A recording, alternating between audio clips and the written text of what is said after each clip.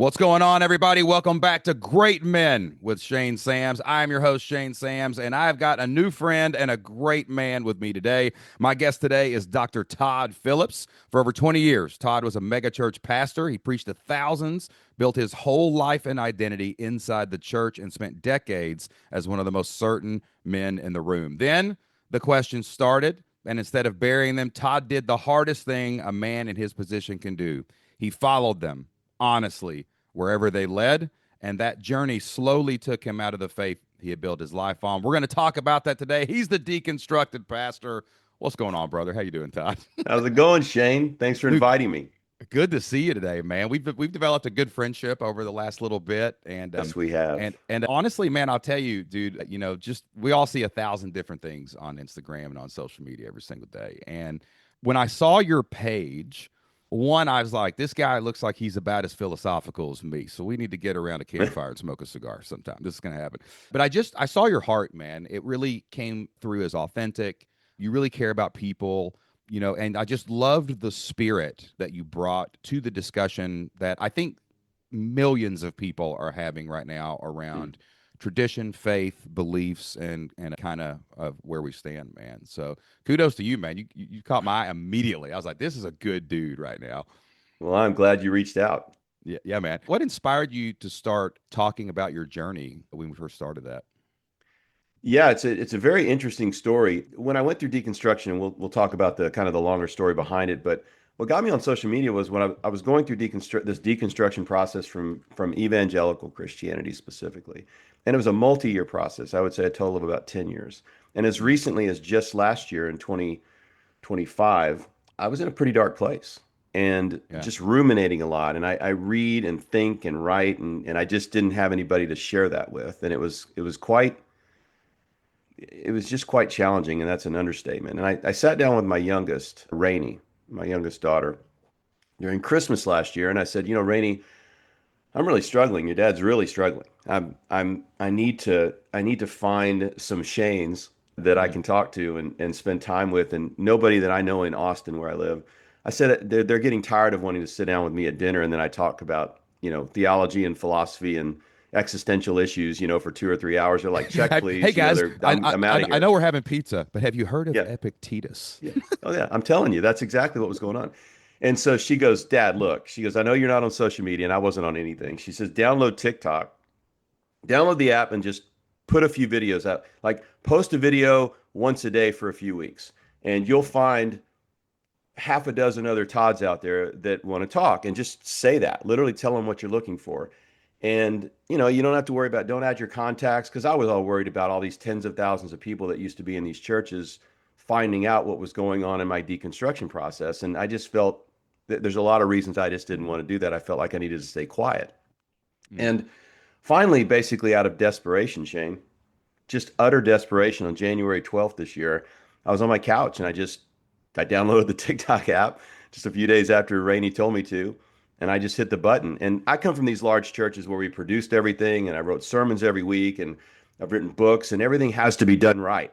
So the Yeah. most difficult thing was just to hit the button and just start talking to the camera right on my You got phone. you sit down and write down your Andy Stanley outline with three I points that didn't. you wanted to Not on remember and this do all one. that. Yeah, not on this one. First time ever. And it's funny if you look back at the video, Shane, I'm just sitting there saying, look, I used to be a megachurch pastor. My name's Todd Phillips, and I was just rubbing my face, and I was tired, and I was just, I mean, beat down. And I look back on it now and smile, but I just started posting every day. And I ended up going, you know what? I'm going to post every day for a month. If nothing else, I'm just going to get my thoughts out because they've been just stuck up here. And that's how my social media started. It was an effort to find you and like five other guys to, have whiskey and get on a Zoom call, literally. Yeah, yeah. You found about 100,000 more based on what I've seen on all your social media, dude. When you Yeah, started it's like talking out loud. Yeah. it's been a thing. So what's amazing about that too is I really thought I had buried forever that old, pastor hat and speaking and teaching and building community. I grieved at the loss of that. Yeah. And now over the Totally. last 6 months, there's this kind of everything I thought I'd never have again, It's coming back. Yeah, man. I'm starting to see pieces of that come back into my life, and it's been life-giving. That's good, man. We'll unpack some of that in a little Yeah. bit. And I do feel like I've met you at a good space back on the upswing. And, I just love hanging out with great guys that are living authentically and doing what they're doing. So keep doing what you're doing. And for Mm. anybody out there listening, like whatever's on your mind, man, somebody else is out there that wants to talk about it. I tell all my friends, every man should have a podcast or a social media channel, whether anyone listens or not, because it does heal you to be able to let those words that are in your mind come out of you. Greatness flows through your lips and fingertips. And when you Mm. type it, when you write it, when you say it, when you speak it, when you be it, other people will come along. Doesn't mean they're going to agree with everything you say, but it will open that conversation. So you are in a better spot now. I see a smile on your face today and things like. Tell me something. Let's start with some gratitude, man. What's beautiful in your life today, right now, besides hanging out with Shane Sams on the Great Men Podcast, man? Of course, Well, we'll just listen, take that one as a given. I'm not just saying this because I'm on your podcast. I think the thing that I'm most thankful for just recently in the last few months are those guys that I've met, right? I mean, the thing Mm, that I was looking for at the beginning, I've now found people. You're one of them, right? So you and Lane, you've met Lane. I know you guys have talked back and forth, and I was very isolated. And I can't I think for the people listening, when I say isolated, I had no one to speak to. There was a mm, couple of guys that I kind of shared my story with, but again, there's only so much they were willing to listen. I mean, I had so much to get out. And I know I'm most thankful for you and Lane, and I'd say about a half a dozen other, specifically men that I've met on social media. yeah, Like my man. daughter was right. I mean, Yeah. I thank her all the time for this because these relationships, what I used to have in the church, Mm, really meaningful, deep, significant, impactful relationships and friendships with men inside the church that I lost when I left yeah, man. and Yeah. thought I might never get those quality relationships again. In fact, I That's was beautiful, convinced dude. I wouldn't, and now I do. And so that's one of the things I wake up every day just I'm you just would have to know how dark the pit was that I was in to understand how surprising this is now. Let's talk about it. All right. So take me back. Take me back. And I've been through some similar journeys, in our life. I mean, and I do think that like that's one reason I started Great Men in the first place was because one, I know men, there's a lot of men in the church and out of the church that are super lonely and they don't have those deep relationships with guys that they can grow with and become Mhm. brothers with. And they do have your back on those dark days. I've been through those days of like alone, you're depressed, you're ruminating like a madman in your Mhm. head, and sometimes it feels like you don't have anywhere to put that. Now take me back to the mega church years, okay? Mhm. Maybe just briefly like why you got into ministry and then who was that guy? Who was that guy back then that became the pastor that you were? So I didn't grow up in the church. I had no religious background at all. And it wasn't until I was 24 that I had a very profound, life-changing conversion experience to Christianity. I certainly attribute the reasons for that conversion and that experience differently now. At the time, at 24, things were not working out quite the way that I thought they were in life. And I was really looking for an anchor Mm, and something to hold on to. And I had a friend of mine talk to me about Christianity. And he told me about Jesus. He said, listen, man, he goes, you can be forgiven of all your sins, past, present, and even the stuff you haven't done yet. You can, God has a plan and a future for you. And you can be a brand new creation and just start over in life. And all of the things he was sharing with me at the age of 24 were exactly what I was looking for. I can tell you now, again, from my perspective only, if he was a Buddhist or a Muslim, mm, or any other a Sikh. I mean, and it offered the same kind of start over plan. I would have yeah. said yes. But it was Christianity. And so I bought in with everything that I had as kind of my personality. And so I went from at 24 kind of not knowing where to go and what to do to becoming a Christian. And instead of just joining Sunday school class and things at the church, I decided to go get a master's degree in divinity with biblical You languages. I went strike me off as and an all-in guy, Todd. yeah, yeah. Which is So probably another reason why we get along so good. I think I'm that's a probably the burn the case. boats, baby. Let's do it. Let's see what That's happens. it. Yeah, man. That's it. So I went and I got my master's degree from Southwestern Baptist Theological Seminary. I did a fellowship at Princeton Seminary for 3 years and got my doctorate at Dallas Seminary. And during the time that I was getting all that education, I started sharing my testimony early on at 24, 25 inside the church. And then I got invited to other churches. I was kind of the bad boy gone good kind of thing. Totally. And it became an interesting story for a lot of churches to share. So I went from that to preaching about a year into my Christian experience and started getting invited to churches to do that. And it just grew over time. And so Wow. eventually I got involved with what we call mega churches. Just officially, those are churches over, 2,000 people, that kind of back in the 90s, that was kind of what that was. But I would be in these churches and then just got invited to larger and larger churches and then got invited on staff at those churches. So eventually I became a teaching pastor at McLean Bible Church in Washington, D.C., which used to be the largest church on the East Coast. And then I moved to my last church was at Lake Point Church in Dallas, which a lot of people in Wow. Dallas would know what that is. So Were you the senior pastor at those churches? I was the Either one? teaching pastor. Teaching pastor. Yeah. Gotcha. So what Okay. the way that's structured, so in both of those churches, there was a senior pastor who'd been there for like 30 years. And each one of those guys brought me in to take their job. Yeah. So originally at McLean Bible Church, Lon Solomon I was in there, I was there for 7 years. We were in a 2-year transition plan. And then he came back from a summer break and decided to die with the microphone on. So he They do changed his that. mind. Yep. Yeah. And so you're not surprised to hear that one. So then I went to Lake Point and basically the same thing happened. Mm. So, and listen, I don't fault those guys. Lon, Steve, both of these guys are quite dynamic leaders. And I hey, think it it's was, like dads that I think it's like dads and sons that are in business together. Like yeah, the son goes into business, he's going to take over the empire someday, and then there comes this point where, I think it goes back to identity. You get to that place on uh-huh, the threshold where you're going to retire, and like a dad will be like, I don't know who I am, I don't know what I'm going to do. I'm not going to hmm just go sit around and die. So they hang on to the reins, and identity is so wrapped up into not only church staff but just Christianity in general. Like yeah. you are picking a set of things you agree to, a bulleted list, and this is your identity. And those guys have trouble letting it go. You know what I'm saying? I was obviously very upset both times, and I was like, man, these guys just can't let go. This is ridiculous. When I get that old, I'm gonna at least somebody needs to tell me, to be able to let go. Blah blah blah.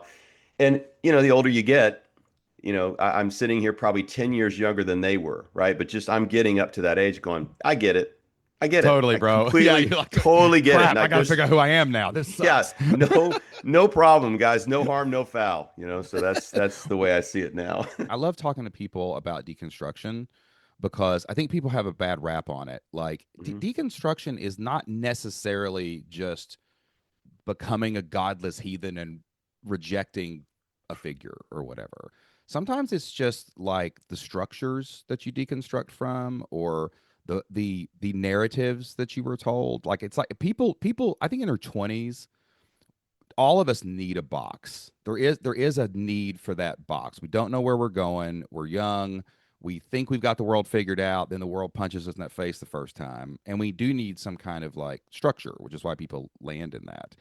And a lot of times, deconstruction is just something happens where maybe that cardboard box that you built everything in kind of cracks, and there's a little light shining through a hole, and something's happening. And that's kind of how the process starts. And people land in 100 different directions. Like, what was the first crack theologically to you? I mean, relationally, politics, these things happen in a church because the churches are just big buildings packed with humans, and that's never good. Right? But like, what was the first like thing that cracked your belief system where you were like, I don't know if I've been following the right path? I know exactly when it happened, and it's just been upon reflection over the last 6 months, really codifying, what happened in my life, because it took many, many years.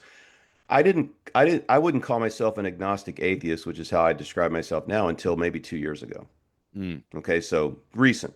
And right. all the time before that, I was trying to hang on to Christianity and certainly hang on to Jesus. But back in as far as 2005, so 20 years ago, where the seeds of my deconstruction happened, where it was at Princeton. I went to Southwestern Seminary, which is a Baptist theological seminary, and basically it's an indoctrination school. That's all it is. It's an Totally. apologetics indoctrination school. And although the education was good, they teach you to, the inerrancy of Scripture. I mean, it's just an indoctrination school for Southern Baptists. When I went to Princeton, it's not what it is. It's a very liberal theological school, and they just teach you how to think. They teach you how to use logic and reason and critique and historical and literary criticism on the Bible. It's a completely different structure and methodology. And it was at Princeton that I started to realize my little what I realized was I had a very small evangelical bubble I was living in, an Mm, American evangelical Christianity bubble, and I assumed that that was the truth, and that yeah. everybody else was a little off. When I went to Princeton, there were 10 guys, all men, 10 guys total in the cohort that I was in. It was a doctoral cohort at Princeton. The other 9 guys were from all over the world. And it was the first time that I had been in a room with people in that kind of diverse background, religiously and otherwise, and realized that I was the token conservative Christian in the room. That Mm, the other 9 guys were liberal theologically. So some of them didn't believe in the physical resurrection of Jesus. They didn't buy into the virgin birth. The miracles, maybe, maybe not. They were more social gospel people. They were focused on the couple thousand passages in the Bible that talked about feeding the poor and the hungry and helping those that are marginalized. And in addition to that, which was strange for me, I was the 10th smartest person in that room. I feel like I can handle always the myself. best place to be, bro. Man, Always the best but place to listen, be. I really, until that point, that was a very humbling moment because I really thought I could handle myself in any room. And that was a room I couldn't handle myself in. I just was like, these guys, I just need to sit down and shut up. And Mm. so the 3 years I was there, I sat down and shut up. And although it didn't change my theology, it changed my perspective. That I was taught a habit of mind, is what they called it at Princeton. And that habit of mind was a very different perspective on the Bible and how to see and view the Bible. And although when I left Princeton, I still thought maybe those 9 guys probably weren't saved because Yeah. they didn't believe in the miracles. And I Of mean, it was course. just funny how narrow-minded I was. But it did cause me to think differently. And so when I got done with Princeton, I sat down with a good friend of mine, Chris, who had gone through a process of become he was an evangelical Christian, had become an atheist. He was the only atheist good friend of mine that I had, but he was also brilliant. And he said to me, the American evangelical Christianity is the size of a postage stamp on Totally. a tapestry of Christian history the size of a football field.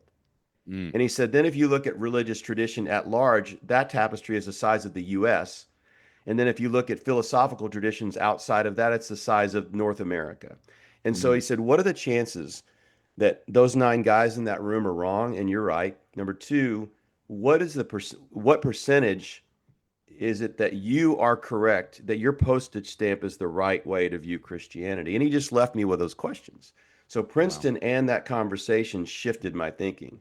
And it wasn't until, 15 years later that I was going through kind of crisis mode. But those were the seeds of my deconstruction. It was like, okay, I might be wrong about this. And I never really allowed myself to think that because in Southern Baptist kind of evangelical circles, for those listening, you're taught to be certain, Oh, and you're 100%, taught at the dude. very I grew up beginning, Southern you're not only Baptist. saved by grace through Jesus. There are 2 things you can know for sure: God is all loving, all powerful, he's perfect, and the Bible is the inerrant word of God. It's perfect. God's perfect and loving, the Bible is perfect. And those are you put those lenses over your eyes and see everything through that. So And that amazing. level of certainty is, I miss it. I mean, there are times where I miss that certainty because I no Oh, longer bro, have that. ignorance is Yeah. bliss, dude. There, like, I talk about this all the time with people. Man, I wish I was still just like Mm-hmm. naive and only knew about one thing Mm-hmm. sometimes, because there is a challenge in that, to have to wrestle with your own thoughts, because inside your head is a messy parliament of people arguing, and like one part of you believes this thing and one part of you believes this thing, and one part of you is like, what if I'm wrong about this thing? Mm-hmm. And that is very uncomfortable for people. Like, I grew up Southern Baptist, same thing, knew no other way that there was. I didn't even know people thought about other Other ways. things. I didn't. Mm-hmm. I didn't know we were allowed to think about other things.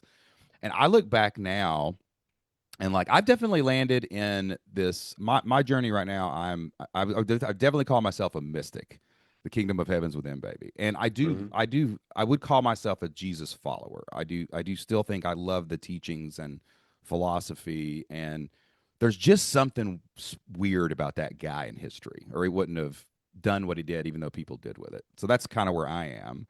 But like I look back now as I've started this process, and like I remember when I was young, I had a friend who was Mormon, and we would go play basketball at the Mormon church just on Wednesdays or something. And all we did was play basketball, and they had a picture of Jesus hanging in there. And if you go into a Mormon church until you understand their doctrine or dogmas or whatever, it's just like every other church, right? Yeah. And then I remember one day we had a hellfire and damnation pastor that ended up splitting our church, and all kinds of crazy stuff happened with this guy, which was another chink in the armor when I look back. That, wait, churches can break in half because they believe different things. So we believe different things than other churches. But I remember this guy one day just saying, like, I know for a fact every Mormon that has ever lived will burn in hell forever. And if you even associate with them, don't be unequally yoked and all this stuff. Like, you can't have Yeah. friends with them, you can't hang out with them. All you can do is pray for them.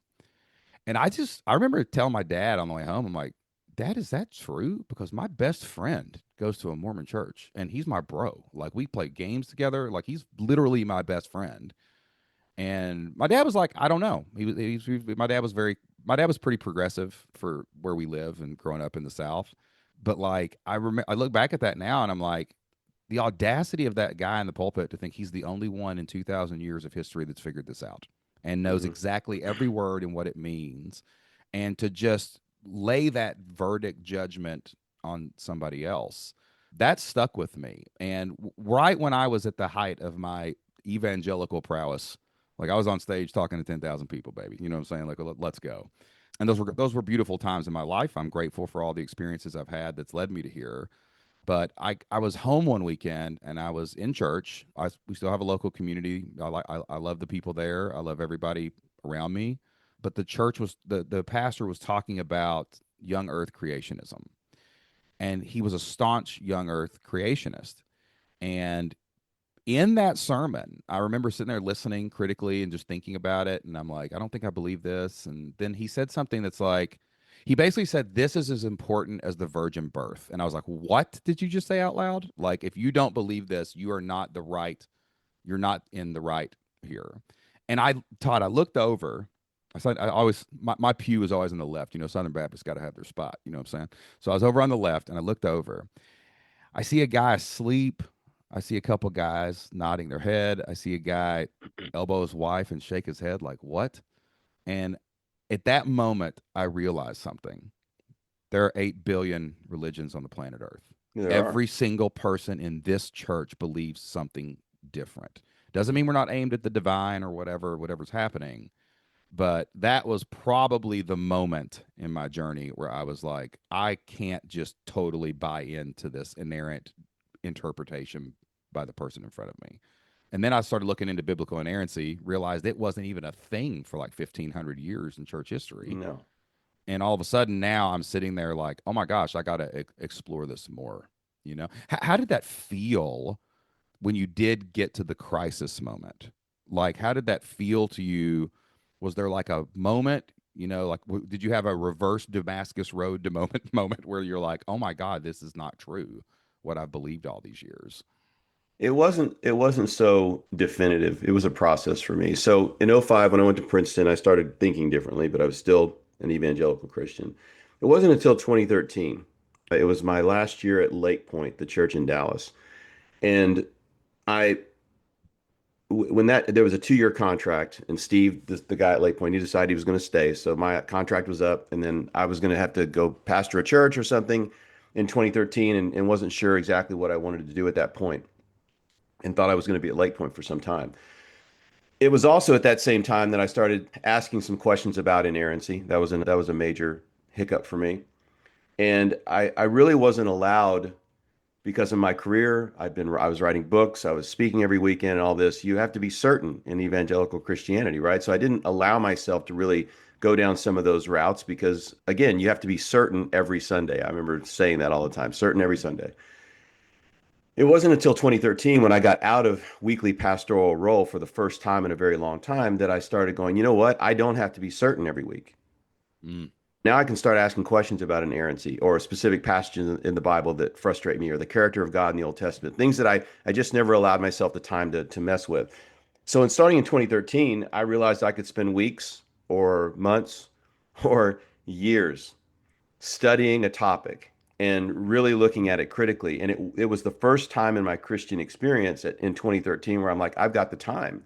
My career's mm, not tied to this book, and I'm just going to start over. I'm going to try to push away the bias of the education that I've received. I'm going to push into the habit of mind that I was taught at Princeton, and I'm just going to mm. ask these questions, and I'm going to just let them go wherever they lead. Wow. No Well, predetermined answer. And again, that began the process of actively deconstructing over the next 10 years. and like this was interesting for me. Not that all Christians have to agree with everything and everything. Like, have you ever heard a lot of people say, what is it called? Transferable. Like, oh, we can believe different here, but I can transfer in and believe most of the same things or whatever they say when they switch back and Well, forth one way between of looking at that churches is or whatever. primary and secondary, right? So there's a primary beliefs, Jesus There you died on go. the cross, he was resurrected from the dead. The secondary beliefs are the ones we can argue about or disagree on, but we've got to agree on these eight principal, Exactly. core Yep. beliefs. Yeah, the That's the things way hanging most on the churches wall when address you it. walk in the sanctuary, Yeah. basically. Like, what was it like to keep preaching? Because there's overlap here where you are still leading Bible studies, preaching, Mhm. writing books, doing things like that, while quietly losing like your own certainty. Like, what did that feel like at that time when you had to say one thing maybe on stage, or maybe you're scared to kind of bring up a question that you might have on stage, but then in private you're reading through the word again and you're like, "Ooh, whoa, that's not good. That's not what I can't get on board with that." Fortunately for me, and this is not the case for a lot of pastors and ministers, fortunately, the last 2 years at Lake Point in 2011 to 2013, when I started having some I was conscious that I was having some questions, but I didn't allow myself to dive into them. I agreed a long time ago, and certainly at those last 2 years at Lake Point, I would never preach anything I didn't believe. What Mm. was interesting though is that when topics would come up in my discussions with Steve back and forth, where I'm like, I've got some questions about that. It wasn't a crisis moment. It's like, I've got some questions about that. And just to be, have full integrity. And this was just me talking to myself. Steve would preach on that topic. Right. And Gotcha. so we shared the pulpit. And as the lead teaching pastor, I probably preached 30 weeks a year, something like that. And then Steve would teach the other ones. And I was fortunate not to have to get up there and ever get caught in a situation where I needed to have a conversation with Steve or anyone else. Go, I'm a little sketchy on that. Yeah. But it was after I left, I was still preaching from 2013 to 2020 guest situations, but I had half a dozen sermons that I felt very comfortable with that were primarily focused on evangelism and sharing Jesus with other people that don't know him, and the Great Commission in Matthew 28. I focused on evangelism and just didn't preach about topics that were rolling around in my head at the time. So I I was totally understand that. very I tell because fortunate. a lot of my speaking career, like I value the Bible. I still think there's a lot of wisdom in there, like ancient wisdom that's compressed and passed down for 2,000 years. You bet it's like any wisdom tradition. Like I value other wisdom traditions so much more now that I have actually expanded out and reading into them. Mhm. But I also not edited myself, but I was like, I'm still working through that. But you know what I do believe? I believe that all of us have gifts and we should use them well in the service of others. So I talk about that. And I believe in Ecclesiastes 11, send your grain out upon the seas, and in times profits will flow back to you. Like there was things I could do. And I found that a lot of influencers or podcasters or speakers I know that are going through or have went through this.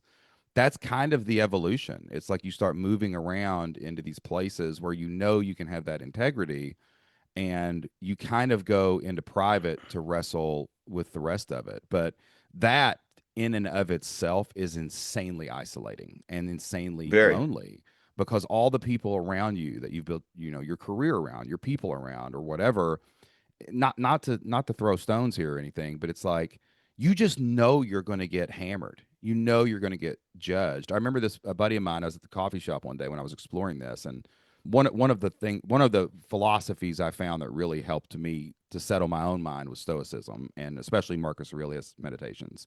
I started reading that book probably around 2021, and I now read it twice a year. Every year I go on this trip and I read it out in the woods, and I read it in January every year just to kind of Mm. anchor back down into that balance. And I was reading it one day, and a buddy of mine came up to me and he goes, "What are you reading?" I was at the coffee shop. And I go, "Oh man, Marcus Aurelius Meditations. I'm finding so much value in this. Like it's just amazing." And I was telling him about it. And he goes, "Man, don't read that philosophy. Philosophy will take your eye off of the teachings and of the church, and it's just a road to hellfire and destruction." And I'm like, "Really?" Because I'm just seeing a dude trying to get out of bed in the morning and being like, "What are you going to lay under your covers? What are you doing? Get up.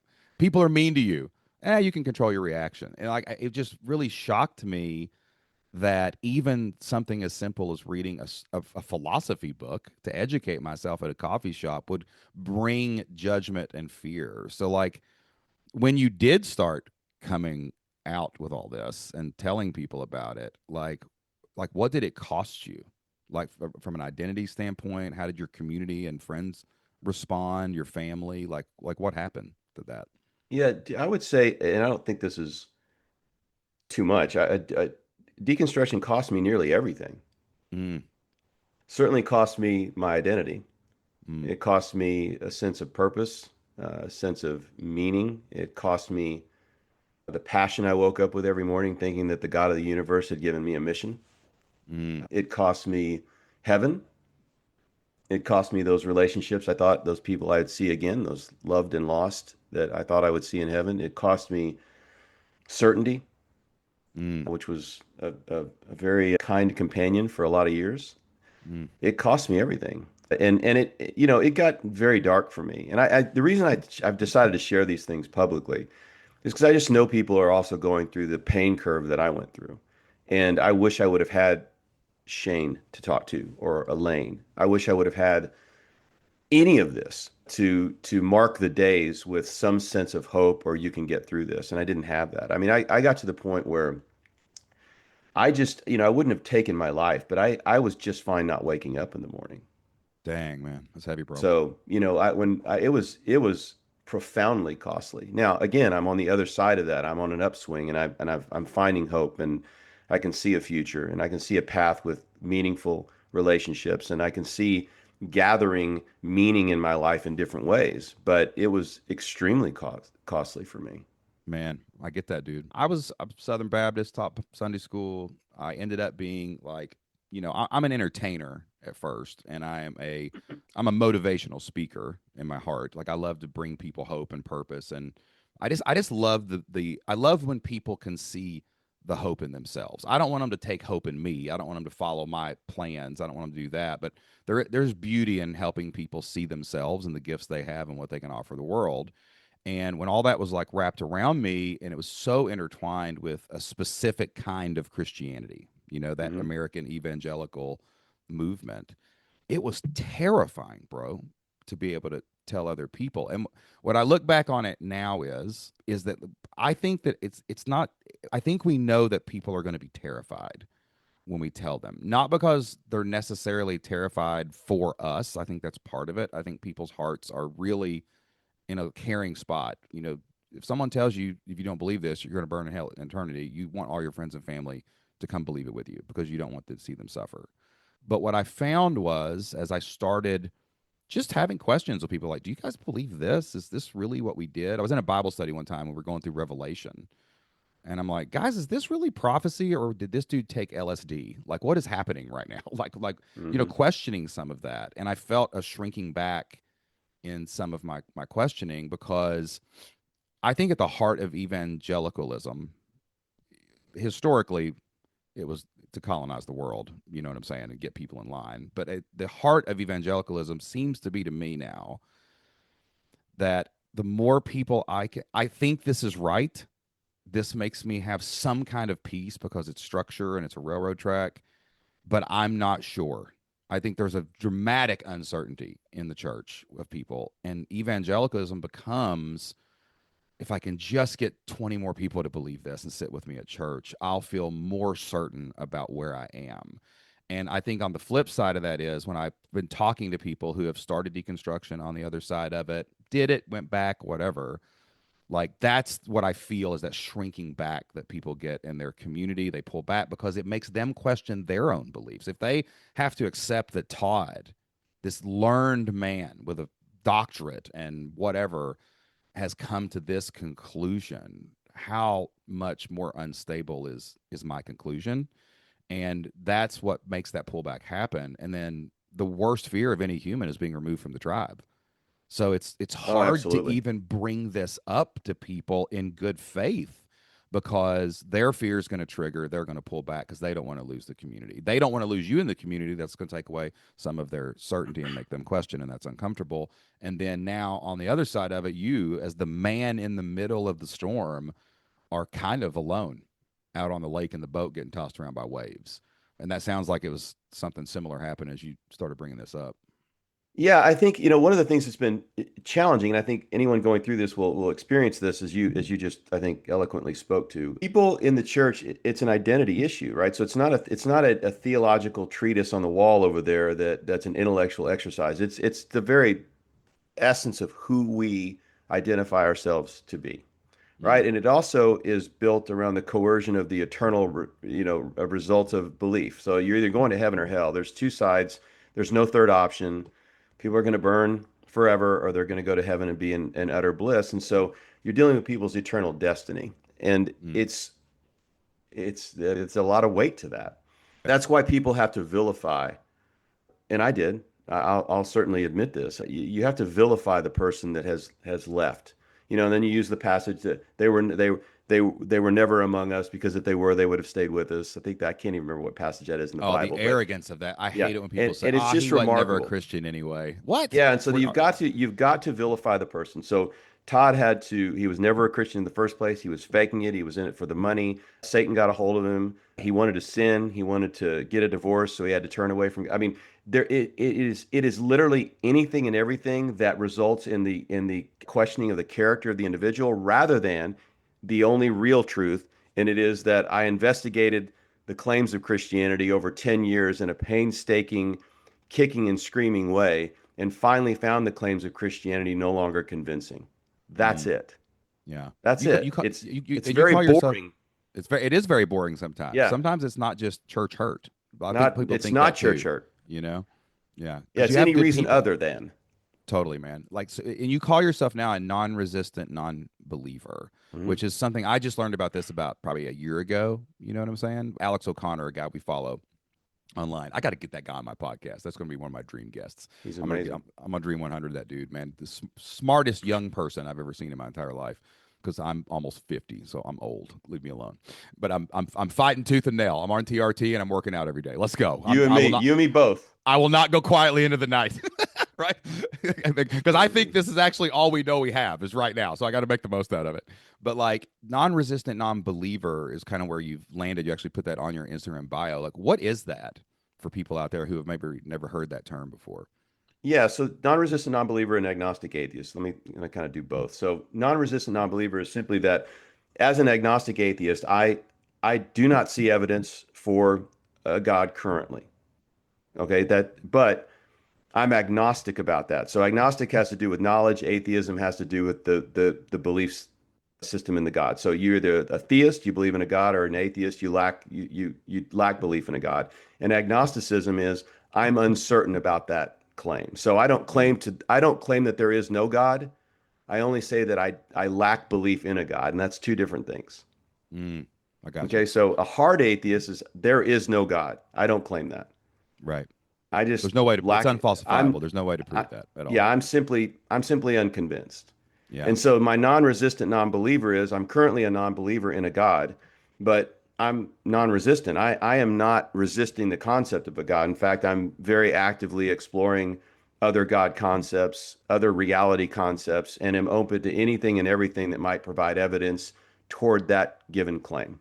Nice, man. Yeah. So I'm an explorer. I'm embracing uncertainty. I'm embracing discovery. I'm embracing conversation, and I have no agenda in a conversation Totally, any bro. longer. Yeah, it's so interesting because I do find hard people. I think the people who are church hurt, I think, land harder on that.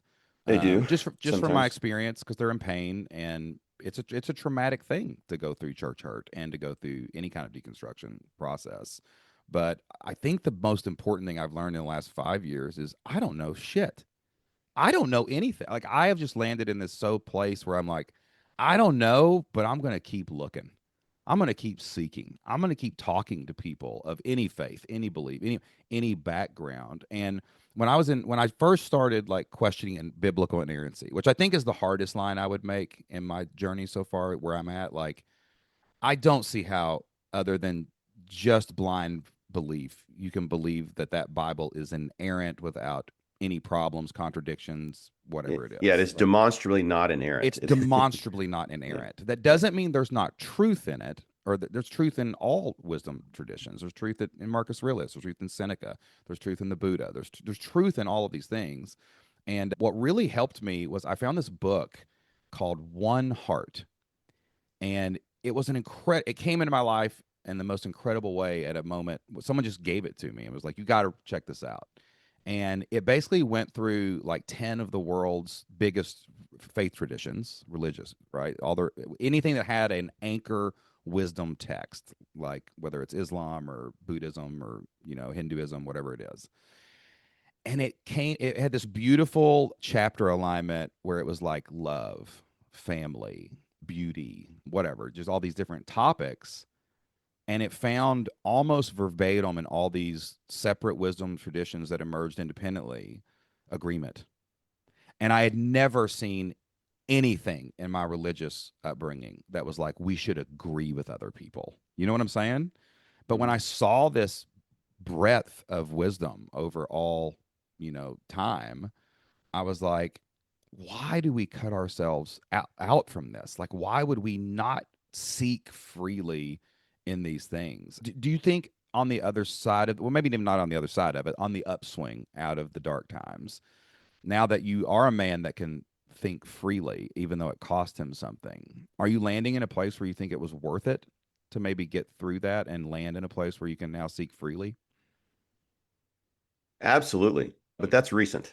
You Totally. know, I, I would let me just and to make a comment on that, the book you were mentioning and the unifying messages. I think one thing that is important for me to say is that I'm a non-resistant non-believer in exactly the way I expressed it just a moment ago. However, I am I am I am pretty convinced that the Christian God, as it's described in the Bible, is not real.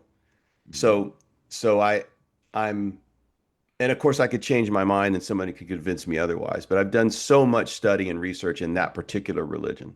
And I've done so much study over the last 10 years and critiquing that particular book that I find it especially unconvincing now. And so it's challenging for me. especially the way it's presented by the modern evangelical American church, which has become Correct. some of the largest corporations in America, basically.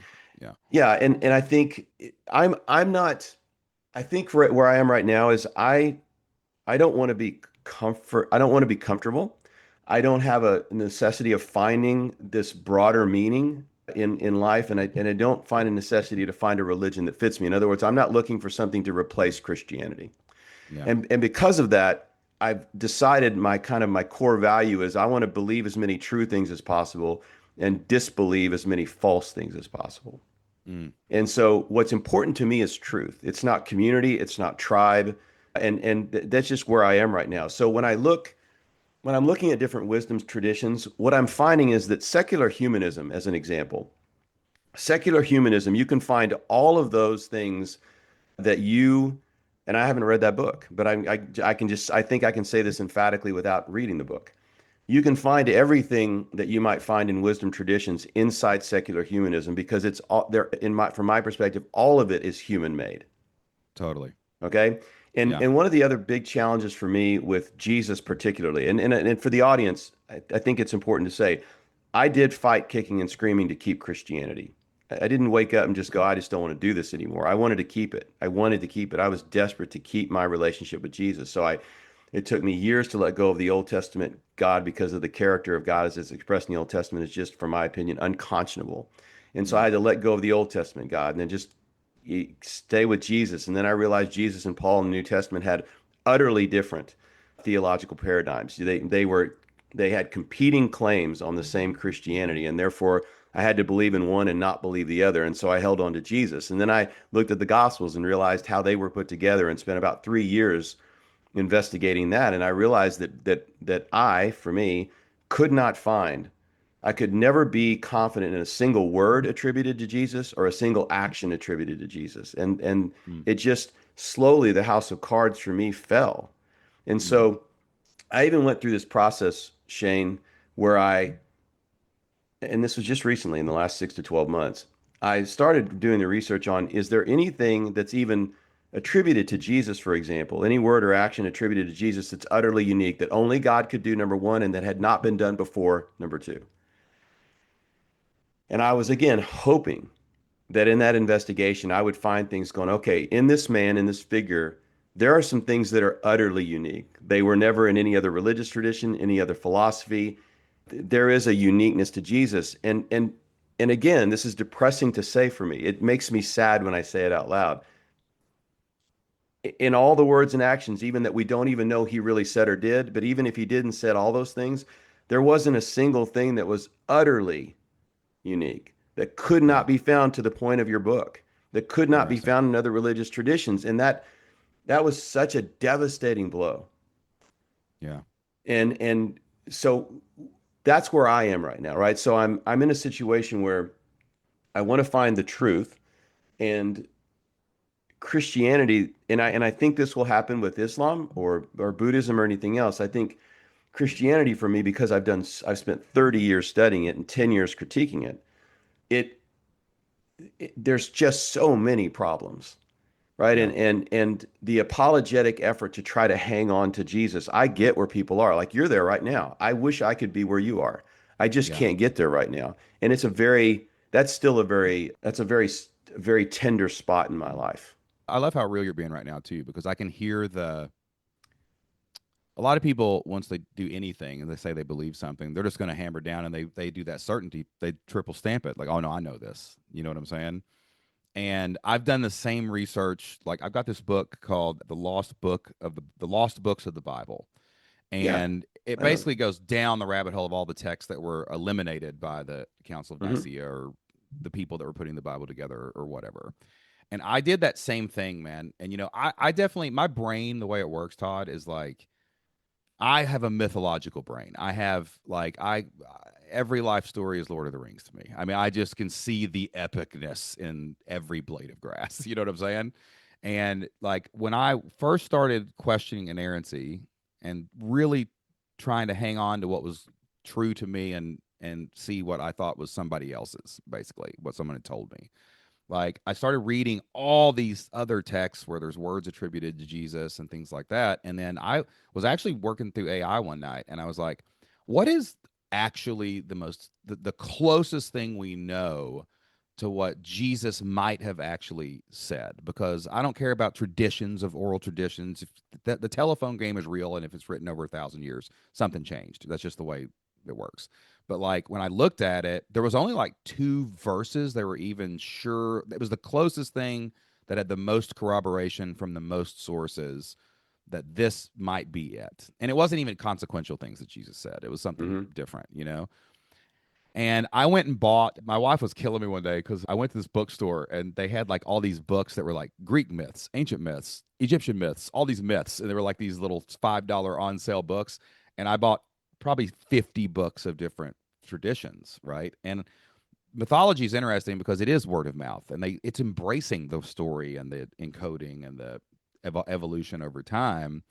And that's kind of where I landed with Jesus's words as I started anchoring back to them to look at even them. I want to look at critically because someone still wrote that down, and I don't know if that's exactly what he said.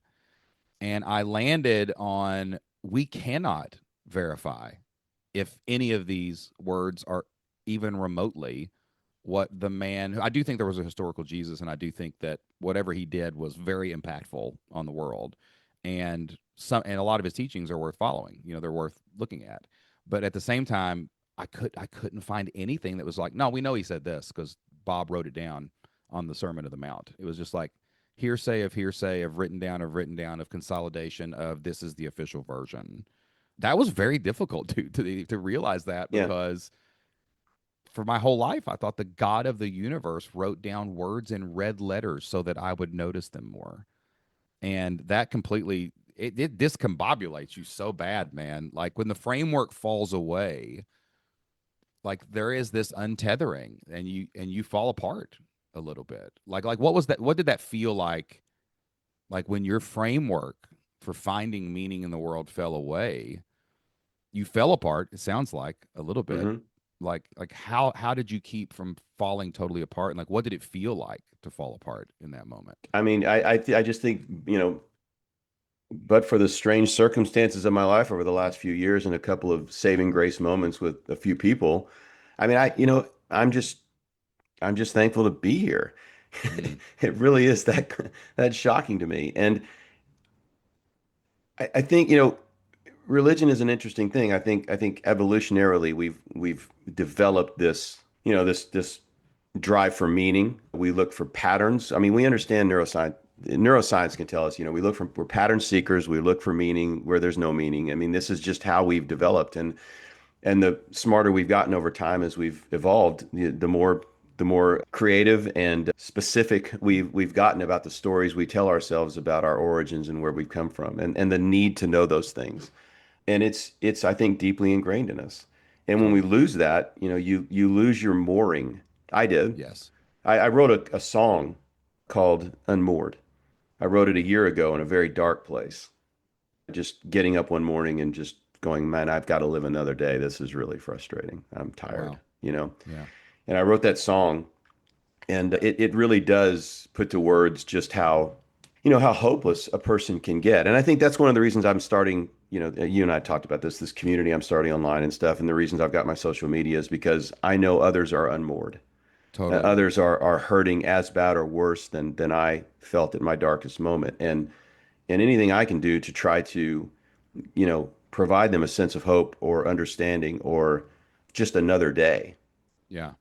is a real passion for me now because it It's is beautiful. just so costly. Yeah, man, it is costly. I'm not an outcome external kind of guy in a lot of ways, but the unmooring is not just from the community and everything you've done and your habits, routines, church on Sunday, dinner on Wednesday, whatever it is. It's an internal unmooring. It's like your point of reference Mm. in the universe ghosts. It just like blinks out of existence, and it's like once that's loose, you start looking for the external. I think that's why people fall. I always say that people who leave any religion, like the Mormons, are very interesting. I got a lot of ex-Mormon friends, and it's crazy how fast the Mormons detach from one religion that they now think is bullshit to something else like astrology or whatever. You know what I'm saying? That anything that's like a new belief system that kind of anchors you like back down. And I think it's because of that. Like the worst feeling in the world is being unmoored. I mean, if you're just like you don't know where you're going, you don't know what you're doing, and it for me, the works of like Alfred Adler and Viktor Frankl and some other people really helped me. A lot of mystical tradition, Master Eckhart and Master Eckhart and whatever his name is, and some of the other different Sufi mystics and things like that. Like Like to Eckhart Tolle? Eckhart Tolle, yeah, Eckhart Yeah. Tolle, yeah. No, not Eckhart Tolle is an interesting cat, but there's actually I think he was a monk or something. His name is Meister Eckhart, and he was a Christian mystic that was labeled a heretic for a while. He was actually brought back in. A lot of actually, some of the evangelical movement is starting to move toward him a little bit in some of his writings and things that he wrote about. We are all trying to, claim we're trying to attach ourselves to the wagon of of the Pharisees and the religious leaders and things like that. And he was more like, no, Jesus literally said the kingdom of heaven is within, and the principle there is you have to more internally. You have to go figure out who the hell you are without all the labels and identities and everything else. And once you can find some kind of center in yourself, then you can emanate out into the world, basically, and you can engage with the external. But we're so external in religious upbringings that we are attached to everything external. And if that goes away, you are floating, bro, and you're loose. Yeah, So like that's exactly where I was. Yeah. turning inward, which is dark because you got to look at who you really are, and you got to realize how little you know yourself, basically, and you're just these masks and identities everyone's given you, and you have to start rebuilding literally from ground zero. I often think of it like the cosmos. Like I don't know how the universe started. I don't know if there's the Big Bang and all that, but it's like everything crunched together, then it exploded back out, and that's what it felt like to me. I felt like everything in the entire universe collapsed heavily in on myself, and I'm literally hyperventilating in this point inside of me, and then somehow it kind of popped and started growing back out into being able to seek and explore and try to figure out what the hell's going on in this reality, basically. But man, it's freaking crazy because you feel like you lose everything, but then I realized no, some of this stuff that is me, I can't unwind from my tradition. I was Southern Baptist from birth. I love parts of community and Christianity and church, and I know other people are in there struggling and doing things too, like this too. They're just afraid to talk about it. But like after you kind of went through the darkness and you're starting to emerge with this hope and light, have you found anything has come with you? Is there anything that you're bringing forward? Do you still read the Bible? Do you still look for wisdom in it? Do you still, wrestle with some of the concepts in it other than just like academic interest, or like what's come forward with you as you're coming out on the other side? Yeah, and I'm careful to say this because again, non-resistant non-belief, but when it comes to the Bible, I for better or for worse, I have done just too much critique over the Mm, last 10 years in an effort to come up with that truth, right? To at least hang on to Jesus. And when I had to let him go, I just realized that for me, I mean, everything from original sin and substitutionary atonement, I mean, the whole story is that we fell. Adam and Eve were in the garden, they ate the fruit, they fell from grace from God, and because of filthy that, rags forever, baby. Filthy through rags all forever. men, through Adam, through one man, all of sin, and through Jesus, everybody's going to get saved. I mean, the entire crux of the gospel is driven around a myth story. Mm, It's a myth. It's well, there was no Adam. I mean, again, people can disagree with me. There just was no Adam and Eve. We just understand scientifically that's not the case. And so if it's a mythological story that helps us understand, it's people thousands of years ago trying to understand where things came from, why snakes have no legs and crawl on the ground, why we toil and labor in the field, why women have pain in birth. I mean, it's just looks so human. It's so obviously a human myth story. mm, And if that's the case, then there is no original sin to be freed from. There is no reason for Jesus to come and die on the cross. And the story just starts to fall yeah. in so many ways as you look at the text in a very, from my perspective, just a very honest way without any predetermined conclusions, without any theology or tradition telling me what I'm supposed to read into the text when you read it. And Mm, it's just the Bible looks very human to me. yeah. And so what's been challenging for me is to try to reconcile, is there any reason for me to treat the Bible any differently than the Quran? Mm, Is there any reason for me to put it on any kind of epistemological pedestal? And I just mm. don't see a pedestal for it to sit on anymore. Interesting. The Bible is such an interesting work. If you read about the history of it and this weird book, all wisdom, the Bhagavad Gita, all this stuff is Sure. insane how it all came together, right? And I think I've fallen more on the Jordan Peterson side of this, like in my second season of wrestling with the mystery of it all, is like I do not believe that Noah had an ark and put two animals on it. I don't even believe that story is original to the Old Testament. It is It is not. inarguable that that story was taken from more ancient belief systems. Like Hmm. and they had it all over the world. Now, do I go down conspiracy rabbit holes like, well, maybe there was some kind of flood and maybe there was an ancient civilization called Tartaria or whatever. I like going down those rabbit holes and just like seeing the craziest ways to interpret all this stuff. But Jordan Peterson is a super interesting cat. The way he looks at the Bible in particular is because I do think that the value of mythology for me anyway is it is that human wrestling with what in the hell's going on. And there are things that we discover in our mythology, in our stories, in our histories, because all history is written by winners. I'm a historian. I've got a master's degree, and like I was a history teacher for a decade before I became an entrepreneur, and like so history is very interesting to me, right? And I do think there's something interesting about the Bible itself, alongside other works like the Stoic letters, like the Bhagavad Gita, like all these other amazing, freaking crazy stories that we have from human minds that encodes the right questions to ask. Does that make sense?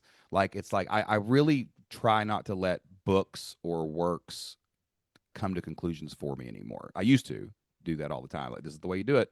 And every time I did that, I built a life that somebody else said was awesome and it wasn't what I wanted. So that's kind of where I am with the philosophies, the, like Proverbs, things like that, like even some of the teachings that we do see in there. Now, some of them you have to be critical, like women, shut up in church. What the hell are you talking about? Literally 3 paragraphs ago, you were saying everybody was equal. You know what I'm saying? But like, I do find an interesting encoding in ancient works that I have a hard time letting go of. I have a hard time like putting it down, not from a I'm gonna burn in hell if I don't interpret this right, but more of just that how can I apply the wisdom that is there and kind of filter out all the crazy ass shit like how to beat your slaves, right?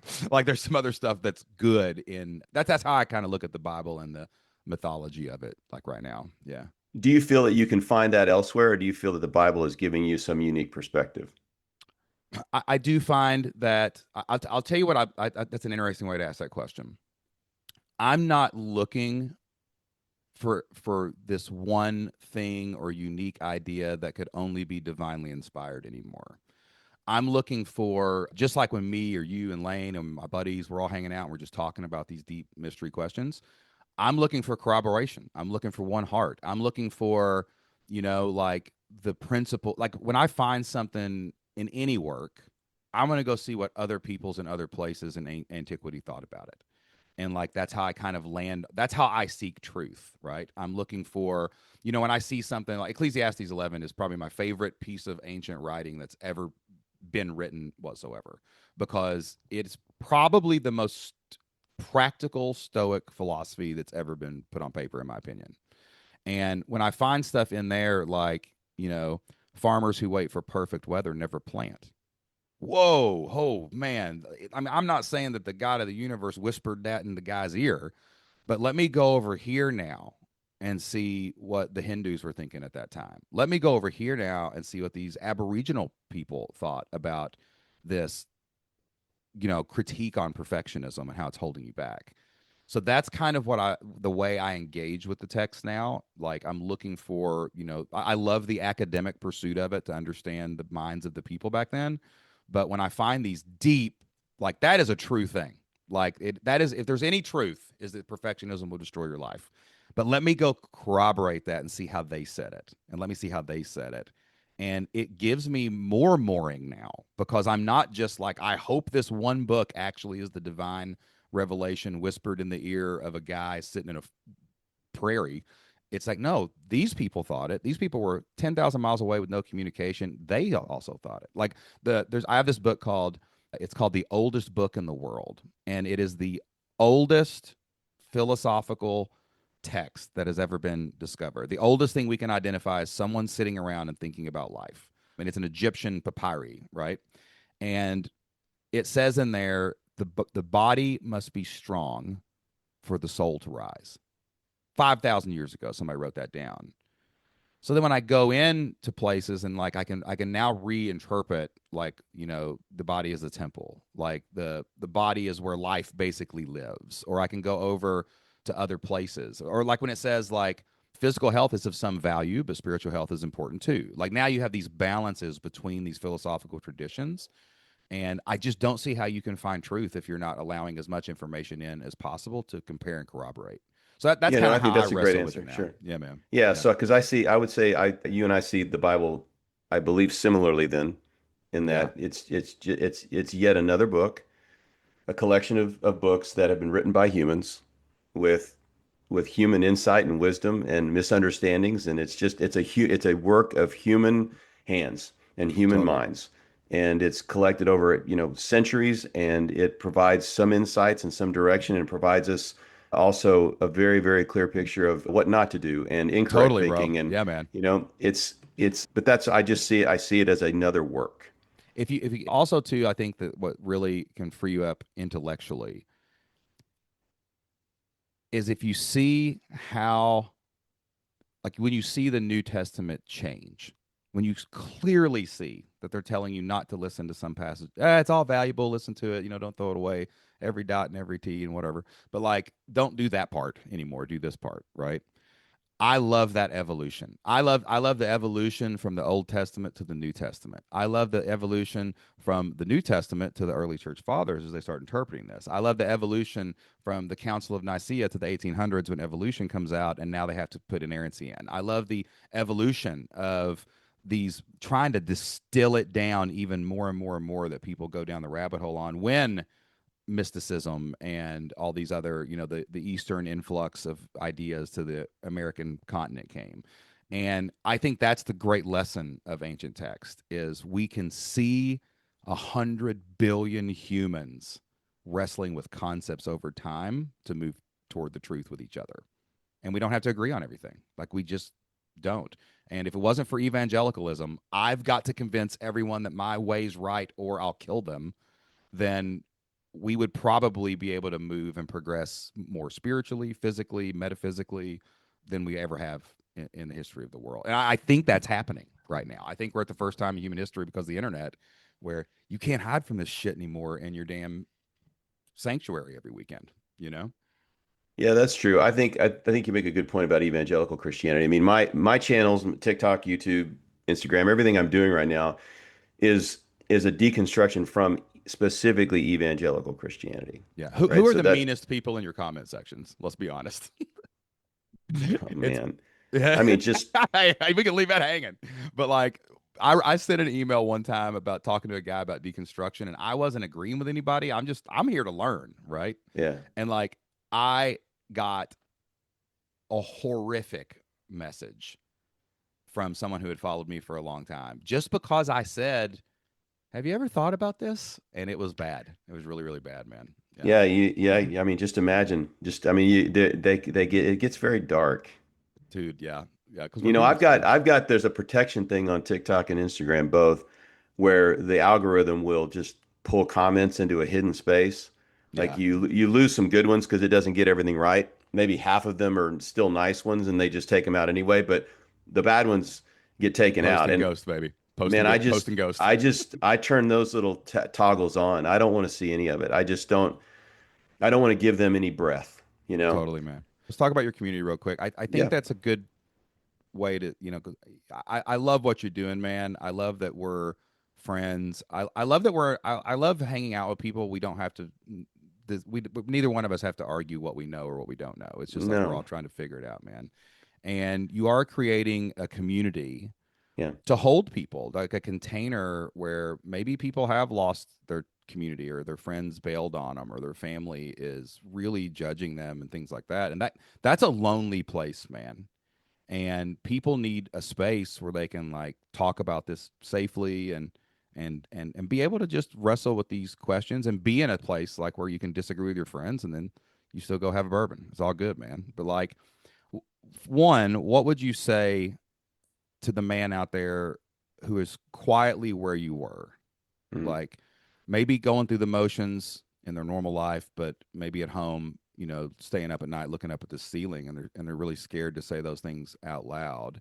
What would you say to the guy who is wrestling with this, looking back on the journey? And then like tell me about your community and what you're most excited about as you launch Decon Recon. Yeah, so to the to the man that's going through maybe questioning Christianity or having some sort of existential crisis, whatever level of engagement they're having with this process, if that's the person that's listening to this right now, there's three things. Number one, I can now say this experientially and do know it to be true, even though it will not ring true for many people listening to it. It's darkest before the dawn. Mm, There are dark times, and this is a very costly process. I tell people all the time, be careful the questions you ask, because especially if someone's intellectually curious, the process of questioning evangelical Christianity will not stop. That person's if they're wired a certain way, they're going to get to the end of those questions. They're going to keep going down that route. So just be prepared. If you're asking those questions already, it can get very dark. It can be very, very challenging. It can threaten your identity, relationships, etc. It's a real danger. yeah. You know, at some level count the cost, but at some level it's inevitable if Yeah. somebody's already asking those questions. Number one. Number two, community, and which is one of the reasons I built this online community that you're actually helping with a great deal. I don't. I am desperate to help people not be isolated. Mm. I experienced years of it and just do not wish that on anyone. And so, as quickly as possible, finding a safe space, whether it's the community we're building online as a safe space or somewhere else, find a safe space where you can have these conversations and do it quickly, sooner rather than later. And again, I hope they'll come consider our community because I think it's a beautiful place for them to find that. And It's the a third beautiful thing, container, man. Absolutely. I just want to say everybody out loud, like, I'm a community builder. I started the Great Men Brotherhood for the same reason. I don't want guys to be alone during their midlife moment. You know what I'm yeah. saying? But you are taking such care to show up in love and openness, like with people in that community, that it's totally inspiring to see what you're building, man. I've built a lot of communities. I've helped thousands of people build communities, and your heart with this, dude. That's why I'm so happy to help you do it, because your heart's is in such a good space, man. It's Well, impressive. that's encouraging hearing that specifically from you and in light of the background and experience you have with these communities. So, if somebody's listening and they're going through these theological questions, what I found was when I got on social media 6 months ago, Shane, was that, now it's, there's 150,000 people on these channels, and they're commenting, and when they comment, they get somebody has to say something mean-spirited, and the level of vitriol on social media is quite astonishing to me. Mm. And so one of the things I see is people will DM me, but I can't keep up with thousands of DMs and comments, right? So it's some sense in a survival mode for me to be able to help other people. It's like, okay, we need to find a community where people don't have to be brave enough to go out into the social media sphere and leave a comment that maybe that's the first time they've ever said anything out loud, you Yeah. know, and then they get hit Yeah. and they experience all that anger and that I mean, the fear and it's crazy. Just the venomous kind of It's insecurity, man. People it's man, people it's read a crazy comment and it stuff. hurts them, and they have to hurt Yeah, other and so people when I to get pull these it back. DMs and these comments, and I realize, okay, we need to find a space for this, and so we're building Decon Recon. It stands for Deconstruction and Reconstruction, deconstructing your current belief system, going through that process in a safe space where you'll be heard, you'll be seen, you'll be cared for in a private space Mm. that is going to be heavily moderated, Mm. and I take that very seriously, kind of with my pastor hat on. Totally, bro. In some sense, and where people can come and really work through that process, and hopefully this community will allow people to shorten the pain curve, Yeah. shorten that loss curve, shorten that isolation curve, and give Yeah. them a place to land. And whether they hang out in there for 2 months or 2 years, it doesn't matter. I just want people to have that space. Nice, man. It was absolutely beautiful, dude. Hey, wait, what was that? Three? Did you get all three of them in? Let's see. What was the first one? What did I The say? first one. And then yeah, the third one was counseling. There's an organization called recoveringfromreligion.org. Mm. I've talked with their CEO. They've been a nonprofit around for about 15 years. They also have support. So like let's say somebody can't come into my paid community. There's going to be it's a paid community. It's very inexpensive, but it's still paid. So let's say somebody can't afford to do that. Recovering from Religion is a place where they can go get free support and crisis level engagement and some direction to counseling if needed. Nice, And man. so that's the third one that I would probably have gotten counseling much earlier than I did. Well, bro, how do they find the Decon Recon community? Where can they follow you on Instagram? I do think that you have the best deconstruction reconstruction content I've ever engaged with. It hit me the first video Thank I you. saw you, bro, and that's why I reached out to you and we started hanging out. But like, how can people follow you online to see what you're talking about there, and then how can they find out about your Decon Recon community? Yeah, so any YouTube, Instagram, Facebook, TikTok, it's all Dr. Todd Phillips. Just Dr. Todd Todd Phillips. Dr. Todd Phillips. It's the same username across all channels. So it's very easy to find me. You can also find me as the Deconstructed Pastor Nice. on Facebook and YouTube if they forget my name.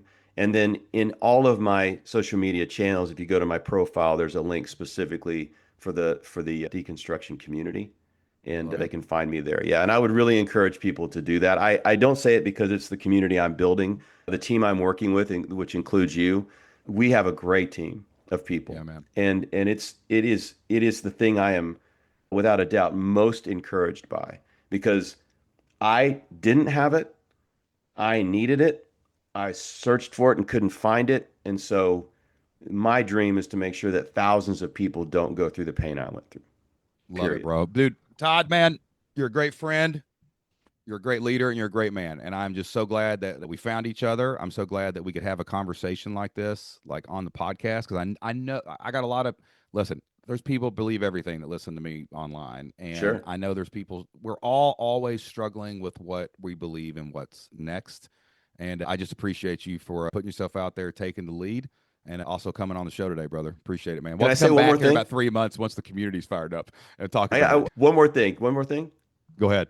Real quick. Okay. So I wanted to say that, my all of my channels, none of them are to get you to a certain place. In other words, I don't care what you believe. I don't have a goal Totally. to deconstruct people from Christianity. What I have a goal for people, if they're asking questions, here's a space to go through those questions. Even if you go back to Christianity, some new version of God, or you do what I did and you're a non-resistant non-believer. The end goal is not the issue. It's the process that I want to help people with. Anyway, I Ditto, wanted to make bro. sure. It's a place to talk about it where you Yes. don't have to be shamed into it. Yes, yes, yes. And that's what it's Absolutely. all about. All right, brother. Appreciate you for being on the show today. We're gonna circle back here in about 3 months and figure out what's going on with this community fires up and gets going, man. Appreciate you, dude. Yep. Thanks a lot. All right, that wraps up my conversation with the deconstruction pastor, Todd Phillips. And listen, I know a lot of you might be listening to this and you've been following me for years.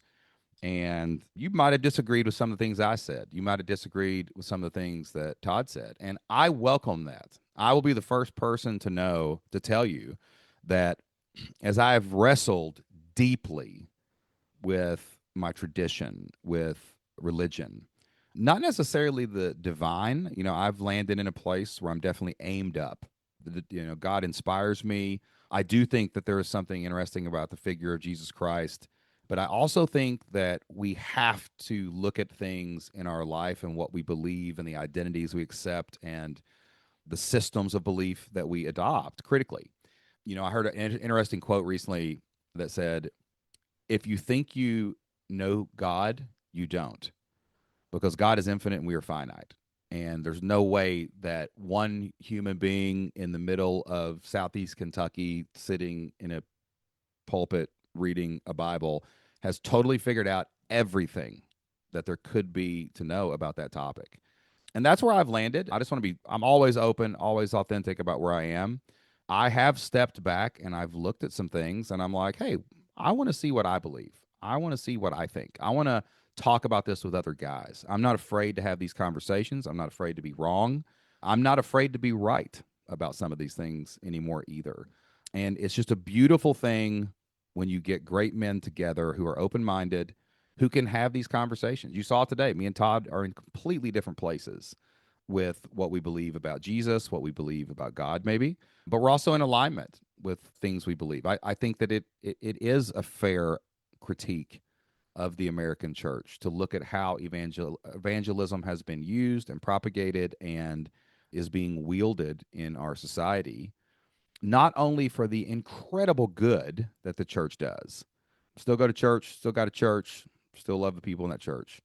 But to be honest and realize that not everyone in there believes exactly what I believe, and that's not how it's supposed to be. If we were all just robots following a railroad track, the world would be a pretty boring place. So if this is a conversation that you're having in your head, whether it's in disagreement or in agreement, I go check out Todd's Instagram. Go check out my Instagram and my stories and things like that. And we welcome that conversation. If you're feeling alone, that's one reason I started the Great Men Brotherhood. We have now hundreds of members inside that community over at greatmen.org. We're wrestling with questions like this, like wrestling with questions like, do I still believe what I've been told? What do I actually believe? Where am I aimed at when it comes to spirituality, the divine, religion itself? Like, these are open conversations we have all the time in the community. We talk about business, we talk about life, we talk about the practical. And we do create a space over in the Great Men Brotherhood where it's safe to say things like, I don't know if my marriage is working out. It's safe to say things like, my kids are going off the rails and I feel like I'm a good dad, but man, I'm really struggling because I don't know what's going on. Or I've got some family relationships that are strained. My health has gotten out of whack. Maybe I do need to get some testosterone or some peptides, or I need to do something because I'm dying inside, right? These are all things that men struggle with. And the problem, I think, with society is that it's not safe to talk about them. It's not safe to talk about your health. It's not safe to talk about your mental health. It's not safe to talk about doubts. There's actually one of my favorite Bible verses, actually, is the man comes to Jesus. There's great wisdom in this. The man comes to Jesus, and Jesus says, well, you believe in something. And the guy goes, help me overcome my disbelief.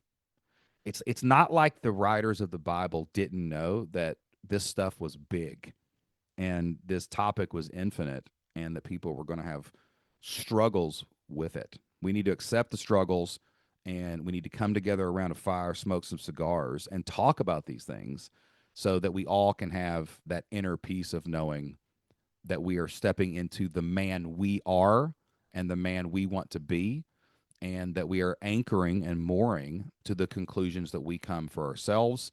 And we are not just blindly following leaders because they're in a pulpit. I love pastors. I love my pastor. I love, Dr. Todd, like all these people of pastoral hearts. They're great men who are up there teaching and coming at it from a perspective from what they believe.